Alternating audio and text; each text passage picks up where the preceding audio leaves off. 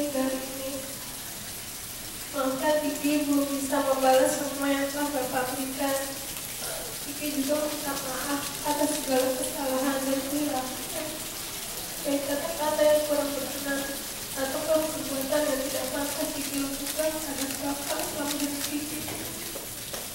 Mengawali pernikahan ini, Kiki memohon pula doa Bapak agar pernikahan Kiki dengan Mas Wawan senantiasa diberkahi dan dilindungi oleh Allah Subhanahu wa Ta'ala, sehingga kami bisa membantu keluarga yang sakit mewajah semua rahmat.